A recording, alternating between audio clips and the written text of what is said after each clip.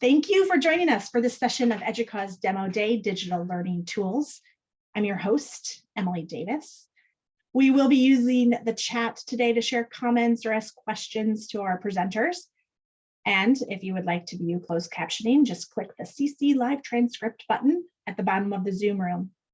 Now, please join me in welcoming our presenter, Nic from Cambridge University Press. Go ahead, Nic. Thanks a lot. I'm Nic Rebne with Cambridge University Press and Assessment. It's good to speak with you all today. I am the Vice President of Learning Solutions. And today we're going to talk about adaptive learning and adaptive learning solutions that Cambridge provides.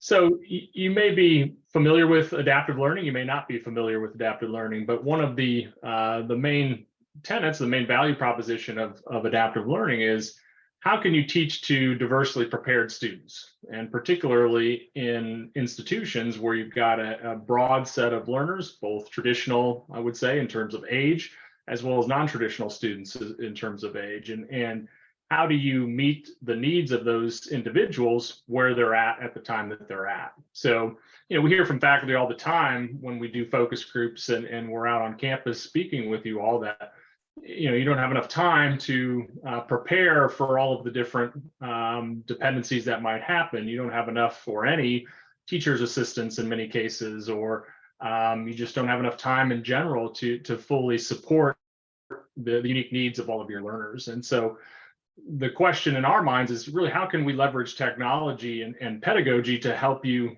support those individual learners, save you time, and better prepare your diverse learners. And that's really what we're trying to accomplish with our adaptive learning solutions. And so many of you all may or may not know, but Cambridge University Press acquired CogBooks, which is an adaptive learning platform, about a year and a half ago. And we are or have been integrating that business model into our larger organization. So I myself came from the CogBooks organization and now fully part of the Cambridge organization. And what we've been doing is integrating the business into the broader Cambridge. So building product internally, so building courseware to support your unique needs, or partnering with other institutions, your institution and any others out there that want to build their own adaptive courseware. And we'll talk more about really what that means as we go along. But just giving you sort of a level set. So first of all, Cambridge courseware, it's built on top of the CogBooks platform. And what the platform does is help level the playing field. So we talked a little bit about some of the challenges that instructors face in trying to prepare students in the classroom. CogBooks can really support that. So they support understanding that level that a learner's at immediately when they come into the course. And then not only understand that level of learner, but then identify where they're struggling and then fill in those gaps along the way. And it does that asynchronously. So Cambridge courseware CogBooks is often used as the asynchronous content acquisition piece of the curriculum. So in other words, times where you would use learning materials like that,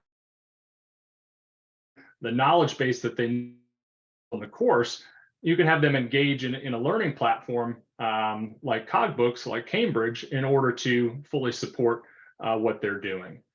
And I just got an unstable message on my internet, so if you can't hear me, please stop me if I'm going long. But that the platform then supports those learners as they progress through the course.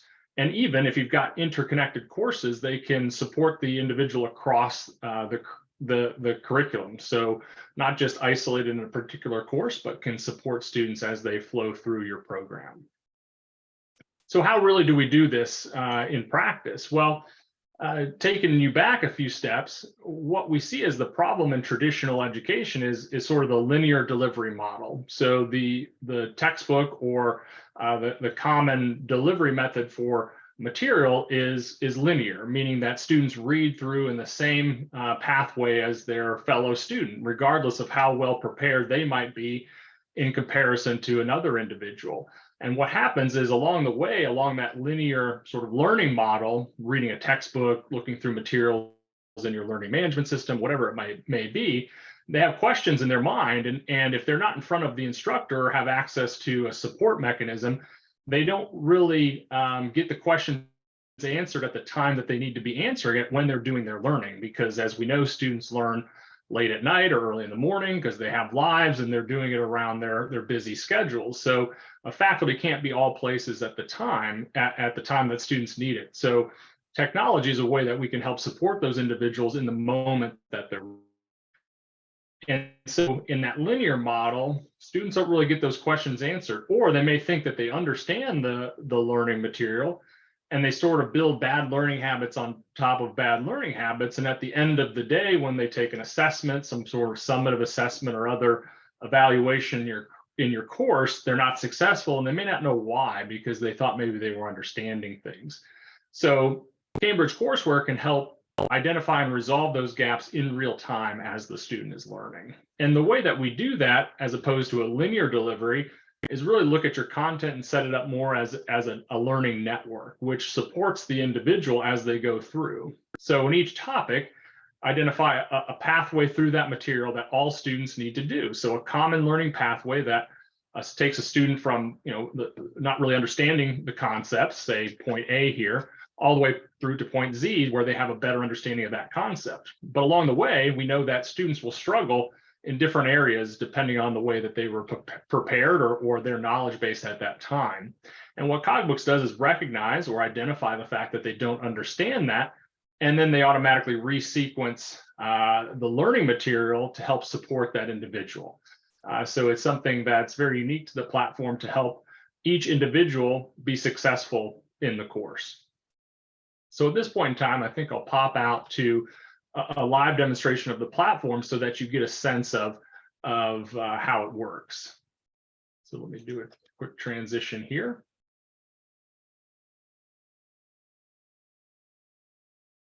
Okay, so what I've done is pulled up an existing Cambridge courseware course.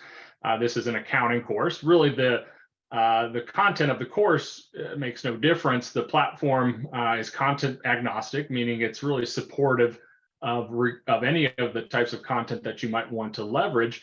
It depends on the interactions and the learning design that you want. But for the example, we'll just dive into this accounting course. The way it works is it integrates within your learning management system. So whether you use Canvas or Blackboard or D2L or Moodle or any of the other various providers out there, the courseware will plug right into that, making it a seamless experience within your course for your students.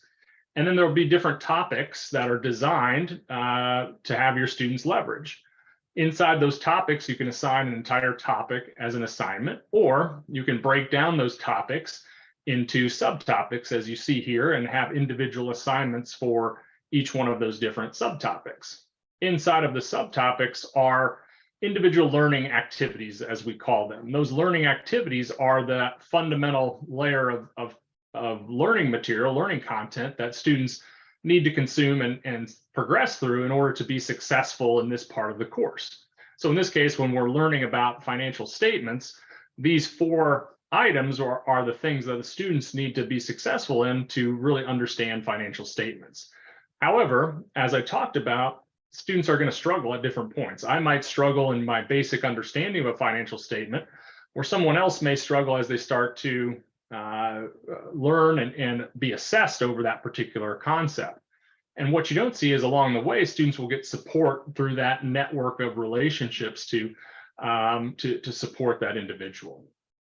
So what the student would do is start their learning. So they can do this, again, asynchronously, do this away from class so that you can spend more valuable class time really engaging with your learners and with them having a very nice foundation of material that you're going to cover. So in this case, you can see I'm starting with a short video.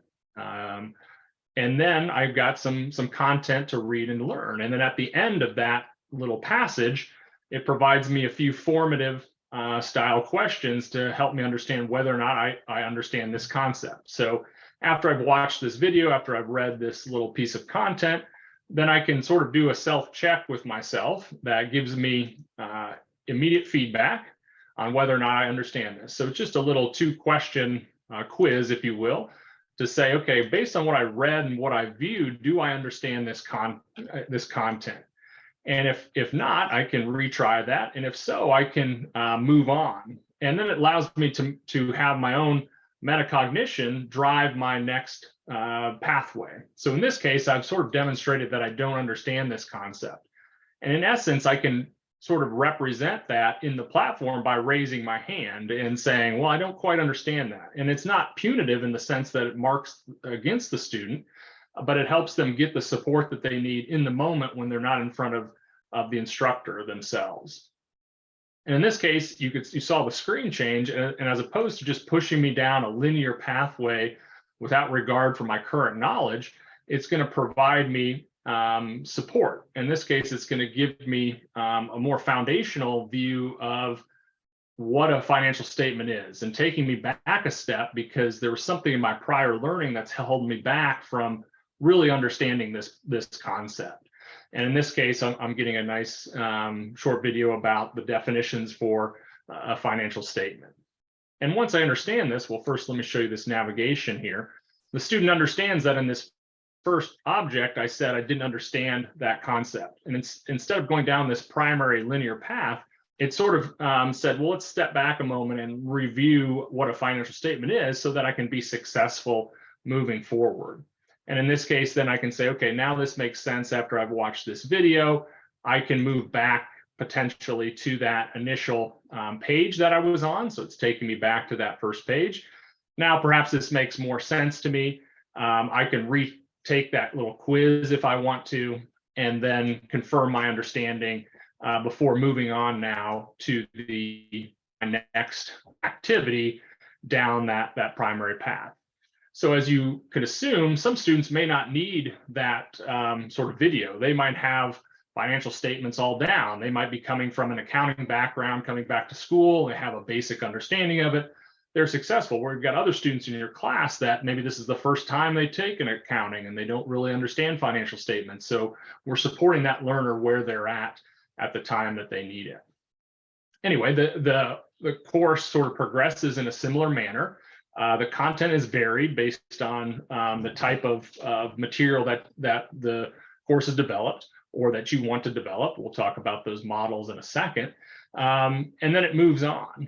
And then at a certain point in time, the student is taking more practice type assessments or interactives that help illustrate or help them better understand whether or not they have it or not. So in this course, for example, there's a practice moment. So I've taken sort of the introductory content, if you will, for this financial statement module. And now I'm starting to really apply what I've learned to see if I truly understand it. So I have some sort of drag and drop exercises for me to make sure I really understand the elements of a financial statement. And this is me sort of dragging blocks around to these different buckets to illustrate I understand this concept. And again, when I submit it, I get instant feedback on what I got right and wrong.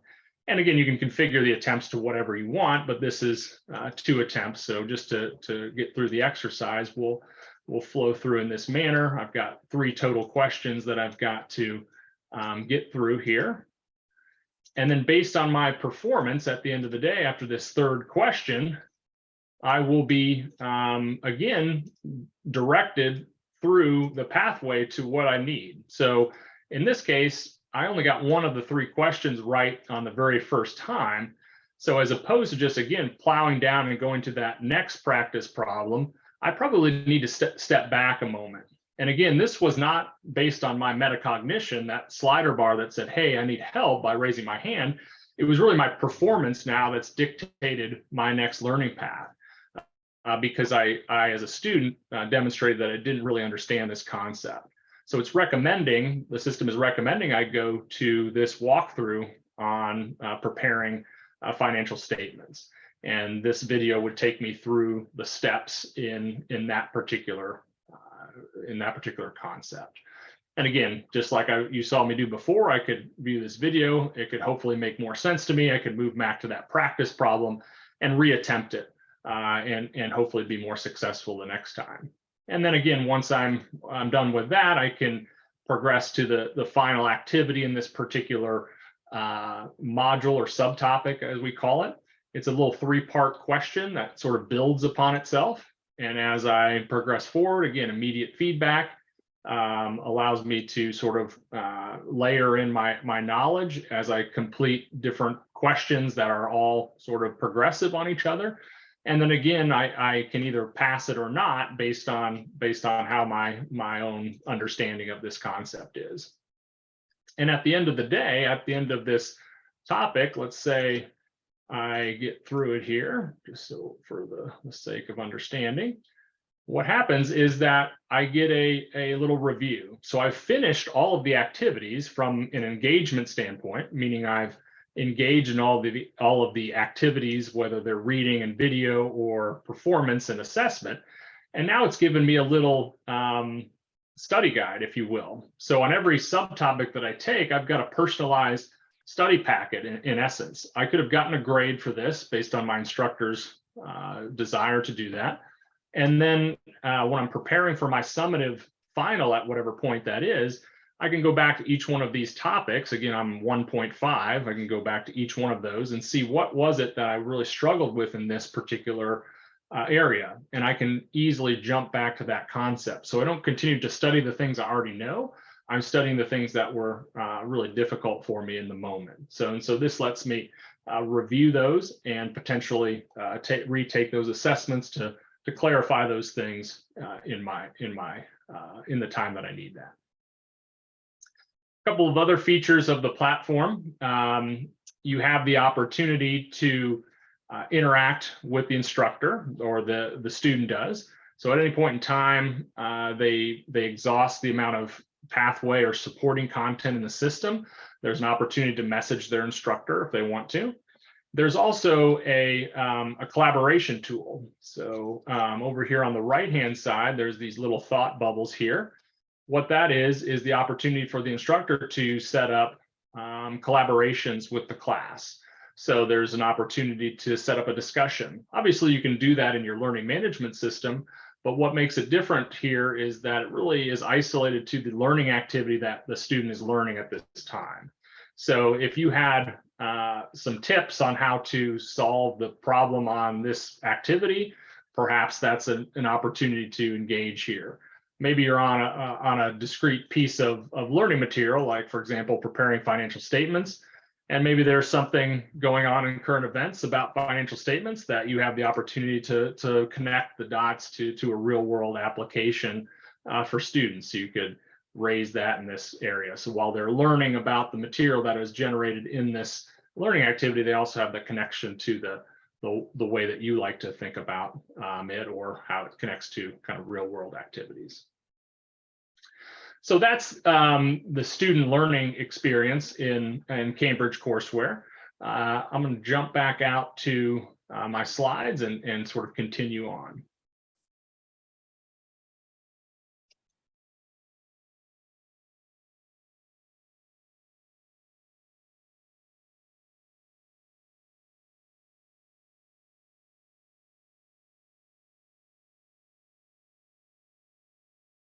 Okay, so we've just seen the student experience in Cambridge courseware.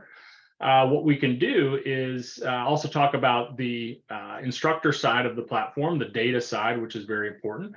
But before we jump to that, I wanted to review a little bit of the ways that we work with institutions, and we work with you all to support your everyday needs as you're doing your teaching and learning.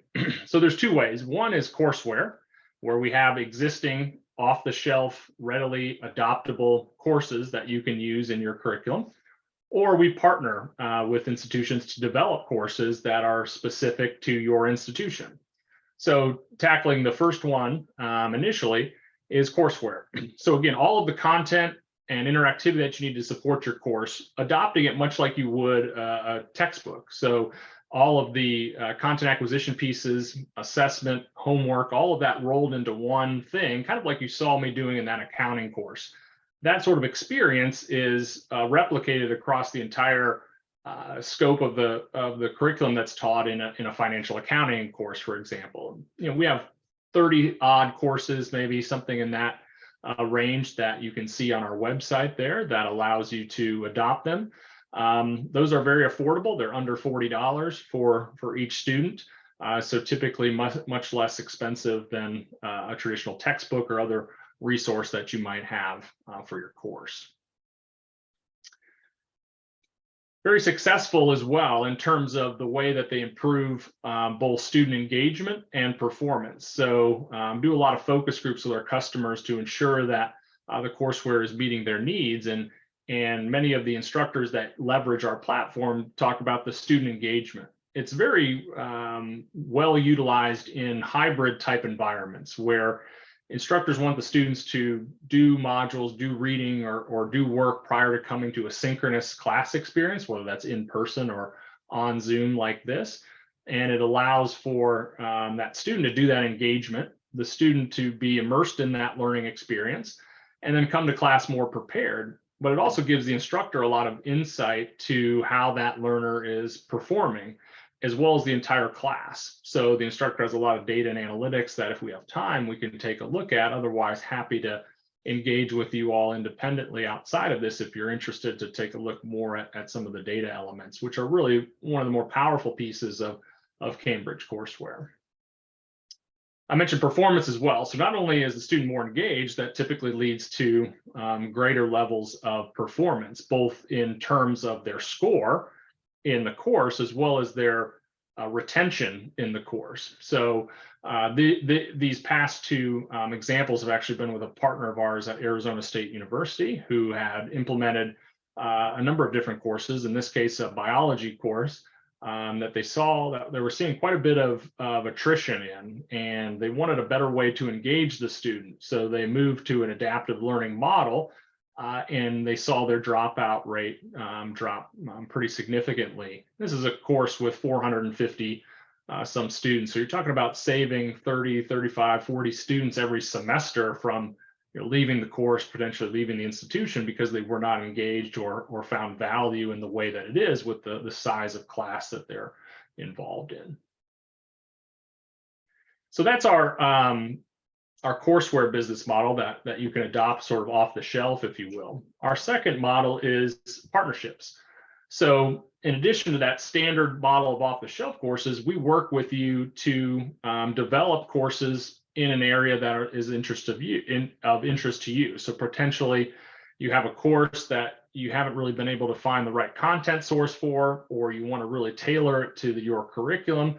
We'll work with you to build one of the courses like you just saw in accounting that was actually built with a partner at one point as well, where we do the development in the platform. We do the learning design in conjunction with learning designers that you may have if you'd like from your campus.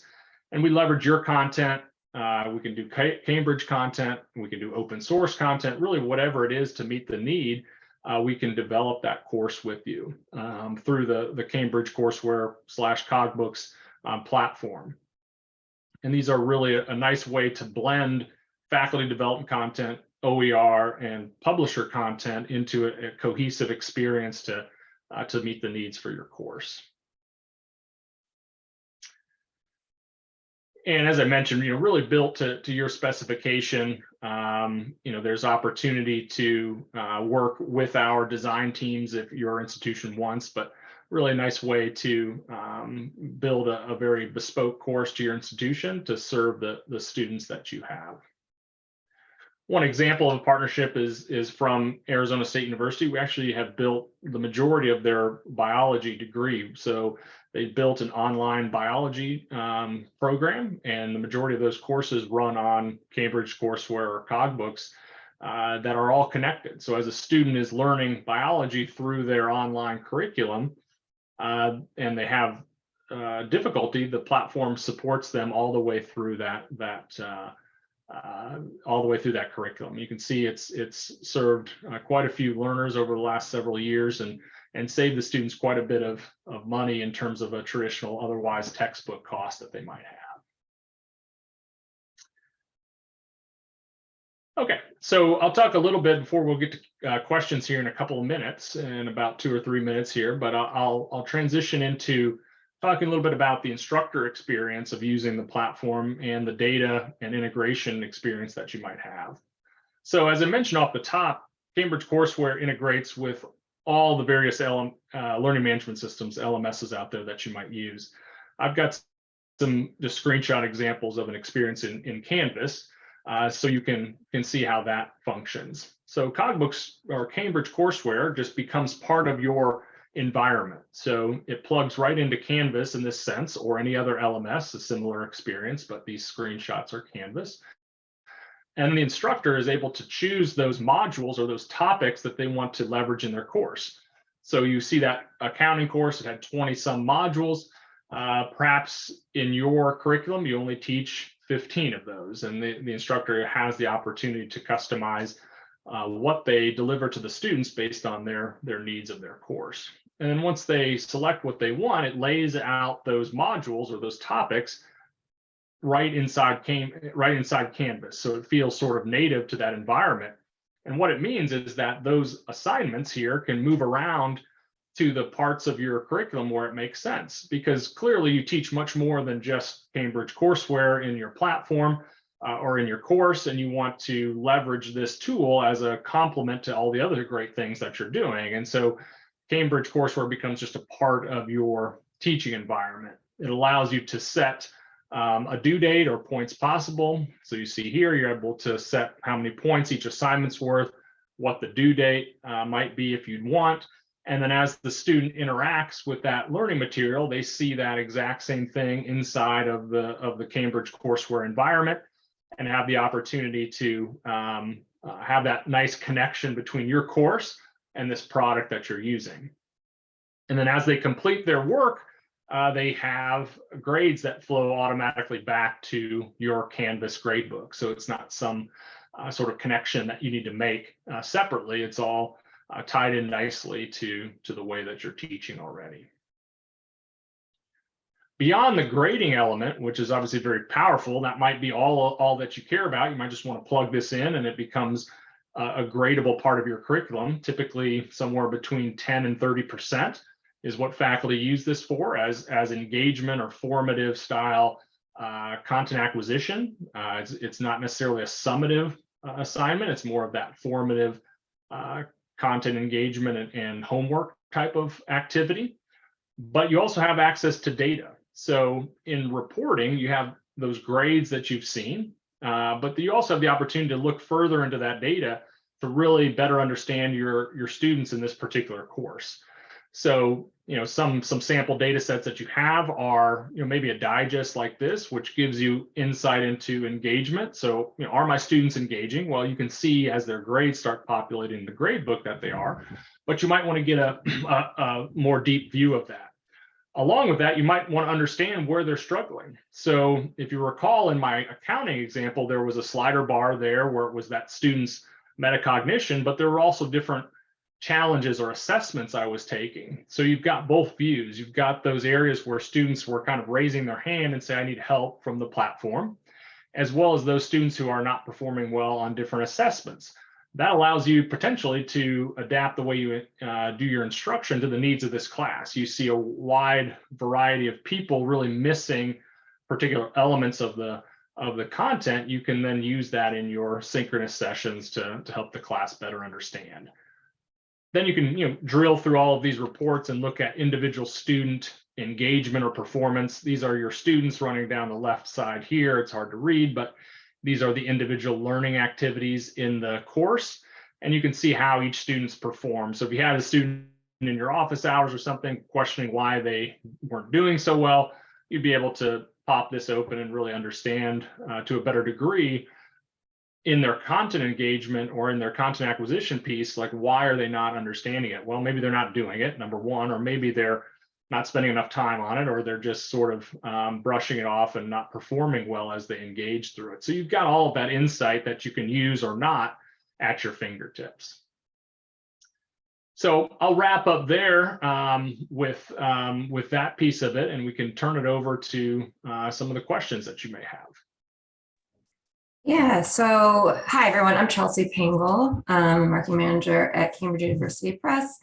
So yeah, I'll just be saying some of the questions that have been coming through in the chat for Nick to answer. So first, kind of a dual question. Basically, how much work is it to start using in the class if you wanted to use one of the existing courses, and how do your products integrate with LMSs? And that second part was from Ray. Yeah, great. I think hopefully I've just answered a little bit more about how it integrates. It's inside of most systems already, so it's just able to be pulled up through the marketplace. If not, our team will do just a quick connection to your LMS with your LMS admin. It takes a couple of minutes, and then it's in there for any instructor to use across the institution, where you can pull up those different courses and start using it. So it's really about a 5 or 10 minute activity to get you going. And then we support you along the way to help you understand how to best utilize the product and get going. So really a pretty painless, quick process for you. Great, thanks. And then you could explain a little bit about the levels of adaptivity, how they work within the courseware. Yeah, sure. So there's a different way that it works. So probably best served by putting a graphic up on the screen, which I'll do here in a second, to talk really about how Cambridge courseware adapts to the unique needs of the student. So a lot of systems out there are basically leveraging a single statistical technique. It might be that it's asking a question, and after it's trained, it asks more questions, and a student sort of progresses down a pathway where they're answering a bunch of questions. Well, as you saw from Cambridge courseware, we're really doing more content-based adaptivity. There's certainly assessment questions baked in, but there is an opportunity for a student to get going on that learning material right away without the system really trying to have to figure that student out by taking a lot of questions, which sometimes turns the student off. They have to take 10 or 15 questions to begin with, and they're like, really, why am I doing this? I understand this already, and they're not able to really get into their learning until they've kind of passed some baseline assessment. Well, Cambridge courseware does it a little bit different. It allows the student to start learning, and then as they're learning, it starts to figure out more about them. And it does that by engaging them in a learning pathway.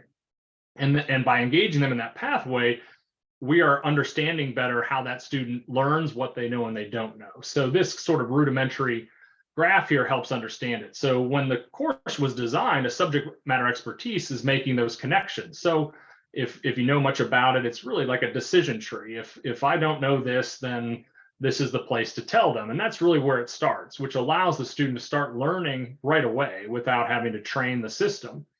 And then as it goes along, I'm taking different assessments, or I'm using my metacognition, or I'm taking time to do something, I'm failing things, I'm passing things.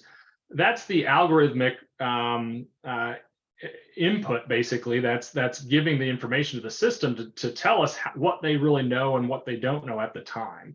And then as there is a sufficient data set available, there's machine learning capability in the platform can help refine those connections.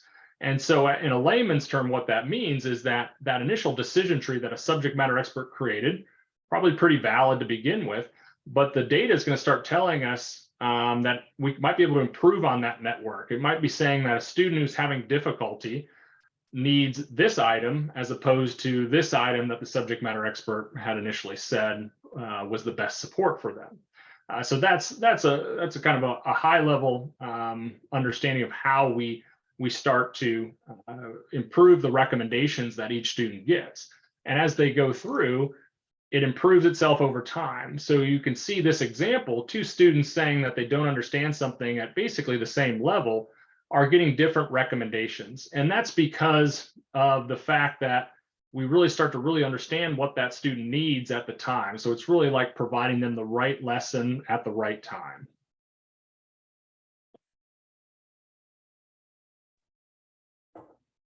Great, thank you. And I put my, sorry, Chelsea, I put my email address on this slide here. So if you've, again, got some additional questions you have, don't hesitate to reach out to me. Great, thank you. So here's a good question from Patricia. So the data can support the cognitive piece. What about the recognizing motivations of students? And I mean, let me make sure I understand the question. So meaning based on what motivates them to learn, or recognizing that they are or not motivated. I'm not sure I fully understand. Yeah, Patricia, could you, if you could type in some answers there to get what you're getting at there. And then in the meantime, there was a question about pricing per student. So our current courses that are available now, they're $39.95 in US dollars, and additional for future courses and ones that you might create as a partnership. It really varies kind of on the content that's in it and everything, but because everything is included, any content that you need for that course, we do see it as a more affordable solution than, having to buy 10 different resources and including textbooks and everything. It's kind of all in one, which is helpful to keep student costs down. And Patricia has clarified for us, thank you, recognizing how they're interacting with the content. What types of content do they engage with more than others? Yeah, I mean, it's a good question. It's kind of a very, in my mind, a very philosophical, pedagogical question. So our philosophy at Cambridge and Cogbooks before that was, what is the best resource to provide them the information of where they're struggling at the time that they're struggling, regardless of modality. So if it's a video, great. If it's a piece of textual content, great. If it's something else, great. But it's really trying to figure out what's the best way to support them in the moment. Now, that said, if you want to design all of your remediation or support on a video basis, that's doable. Or if you want to provide multiple support items that are of different modalities, you can do that. So let's say a student is reading a passage and they say, hey, I don't understand this. The remediation or the support material could be, one of them could be a video, one of them could be an assessment, and one of them could be more text content or something. So you do have the opportunity to develop remediation or support material that meets a student and allows them to choose the modality, if you will, that makes sense for them. Great, thank you. I just put in an answer as a question about VPAT, so answer that we do have that working together on the site. We do have a few minutes left. I'm actually going to pose a question that I know we get asked a lot, especially in the back of this demo. Nick, can you tell us, if someone wanted to create a new course for institution, what do you think would be their first step? What should they do first? First step is set up a meeting with me, and we can talk about what the course is and what your ideas are for it. And then that's the best way to get started. I mean, essentially, we don't have any parameters around what we can and cannot develop with you. If you've got a need in a particular area and adaptive learning can support that area, we'd love to talk to you. So it would be setting up a meeting. We kind of talk about the content that you have available or the content needs that you have, and then see if it's a fit for you and for us. Great, thanks. And I just put also the meeting link right in the chat, so it's connected here for everyone if you want to just click on it. And then something else that we get asked a lot is, what do students actually think about this, right? Because it helps instructors and it's intended to help students, but what do they actually think of it when they're using it? So we've gotten, a lot of feedback, and some of the things that students have said that I think a lot of instructors are looking for. They say, here are just some quotes from some students. It's very nicely designed, modern, up to date. They like how organized it is, things that are easy to find. And one student says course material is taught in a way that's easy to understand. Again, they like the simple format. And one student said, which I think gets to the heart of what it is intended to do. They said, where a lot of online courses fail to go into depth, Cogbooks/Cambridge courseware is really great about giving you extra information or extra help. So that's just a sampling of some of the student feedback that we have gotten so far.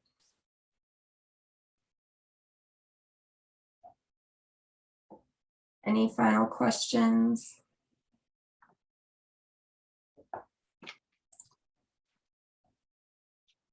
Well, great. Well, thank you all for spending your time with us. You've got my email address if you'd like to reach out for more clarification. Happy to answer anything from here. Thank you very much. Thank you, Nick, and thank you, Chelsea. On behalf of EDUCAUSE, we are so thankful for your presentation today. Thank you to everybody that joined us for this demo session. We would love it if you would share your feedback using the poll that is appearing on your screen. Just a friendly reminder that the demo recording and resources are available or will be available later today. You can visit the Cambridge event page using the link in the chat. And we are so looking forward to seeing all of you back with us starting at 1:30 Eastern time. That's right, you get a little break, grab a bite, do a yoga stretch. We'll see you back here for our next session at 1:30 Eastern. Thanks so much for joining and have a great day.